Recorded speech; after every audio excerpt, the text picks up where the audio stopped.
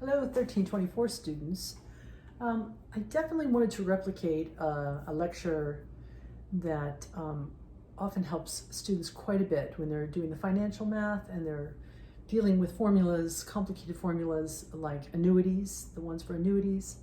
They often have a hard time using the graphing calculator quickly and efficiently. So this should help. So I'm going to do an example of a mortgage problem, followed by typical test questions asked about it, and I'll show how to produce an amortization schedule. Okay, so suppose you want to purchase a $250,000 house. If you put 10% down, a lender will offer you a 30-year mortgage with an APR of 3.508%. That's supposedly the current going rate. So questions on a test could be, what's that monthly mortgage payment under such terms?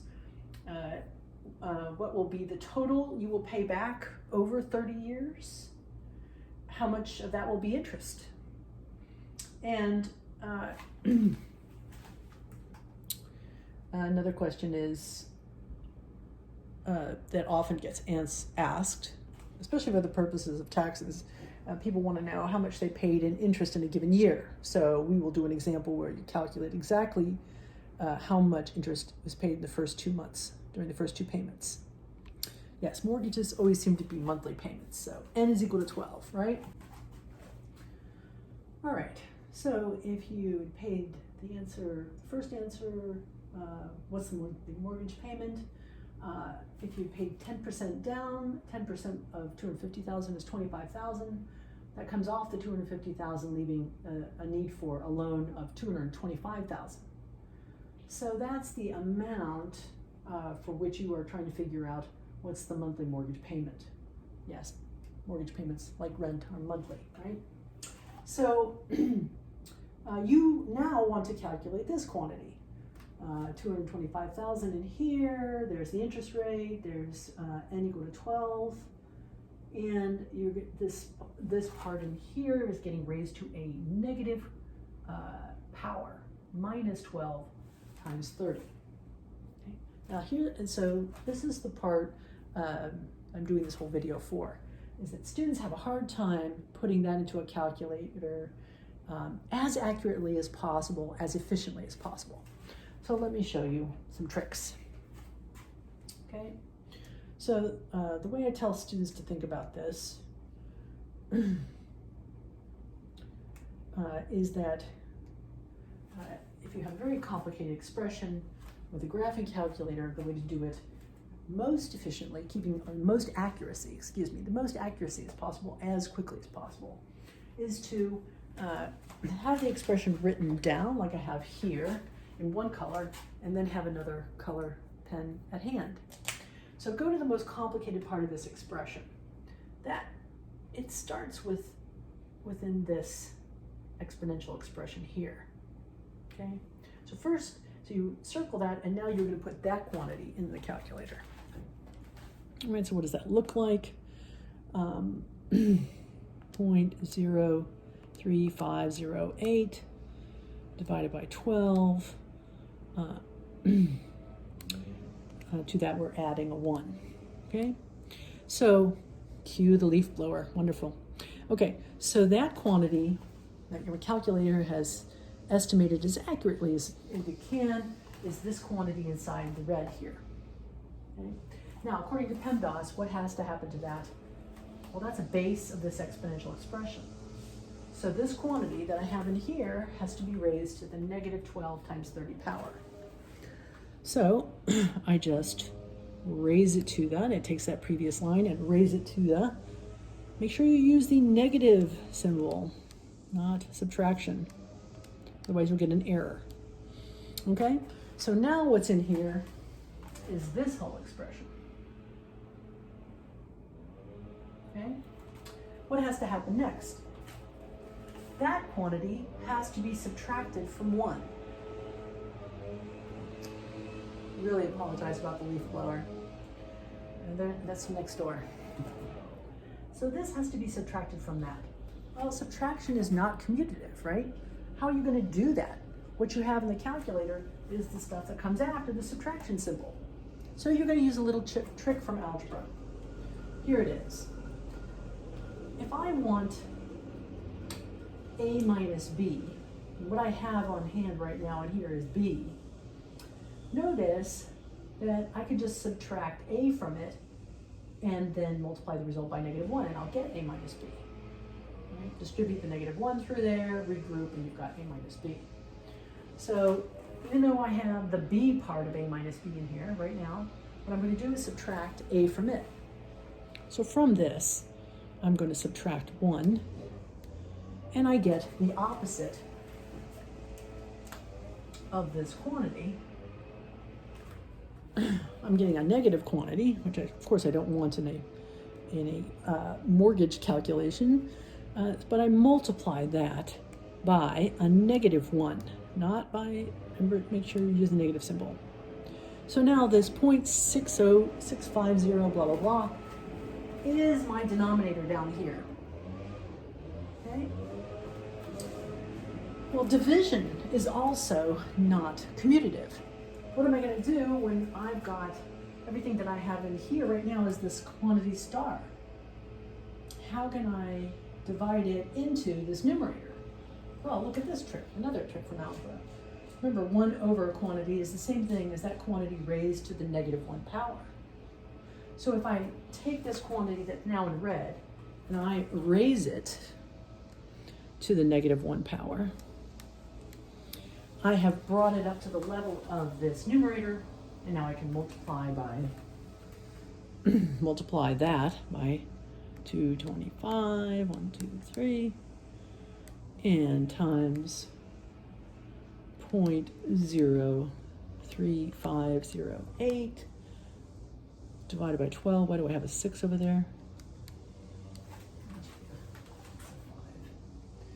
Like the rest of the problem. And what do I get? This. So the calculator, most accurate calculation gives you this. If your calculation is not getting that, then you've done something wrong, or you've made some round off errors or something. You would round this to the nearest penny and say, oh, the mortgage payment is $1,011.36. So that's the answer to the first question. All right, so if you are paying $1,011.36 12 times a year for 30 years, then the answer to the second question, what's the total payback, is that product, or $364,089.60. Okay. How much of that was interest? So again, you want to use this idea that interest is, in general, it's the total payback minus the principal. Do not go to I equal to PRT, which is a very common error at this point in the course. Don't do that. Take the difference, the total amount you paid back versus the initial amount they handed you in order to buy that house. There's the difference. That's how much you're paying in interest, $139,089.60, which is why some people would prefer to pay cash in the barrelhead in the beginning and not pay any interest. So the amortization schedule, different one might have these columns in a different order, but this seems to work pretty well for students. So notice that before you've made any payment, the balance of the loan is the amount you borrowed, right? Okay. Now the first payment comes along, and your payment amount is that mortgage payment you calculated in the previous step, right there. And you'll notice that if it's a 30-year fixed, then that payment amount is going to be the same all the way down here for all the payments. The question is usually, how much of this payment, this first payment, gets put into the bank's pocket as interest, and what little of that is actually used to pay down your balance. That's called the portion to the principal. Well, this interest each month is actually a simple interest calculation. They take your current balance and they multiply it by the APR divided by N, or more here with 0.03508 divided by 12. So what does that look like here? So the balance is this 225. You can stop your video and do this yourself. See if we get the same thing.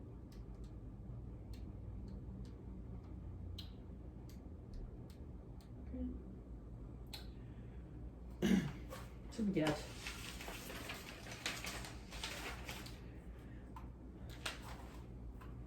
interest paid that period is actually $657.75. Again, that was by taking the previous balance and multiplying it by R over N. Okay. What portion of that is actually used to, what portion of the payment actually goes to pay down the principal? The difference, so here's your whole payment. They pocket this amount, most of it, as interest. The rest of it is the portion to the principal. So subtracting 1,011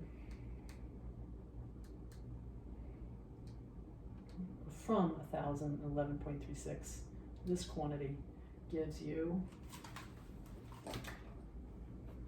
353.61.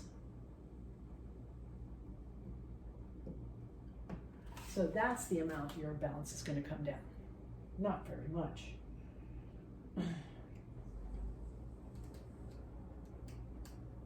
Giving you a new balance of 224,646.39. Then you repeat. Of course, if you were setting up an Excel spreadsheet, you could just have it set it up to set up these cells to use those other cells. That would be a lot easier. You would keep on going. And this next line here, again, the payment is exactly the same. How much gets paid in interest? It would be this quantity. That's the balance at this time. The balance is this previous line multiplied by the R over N. Here, that would be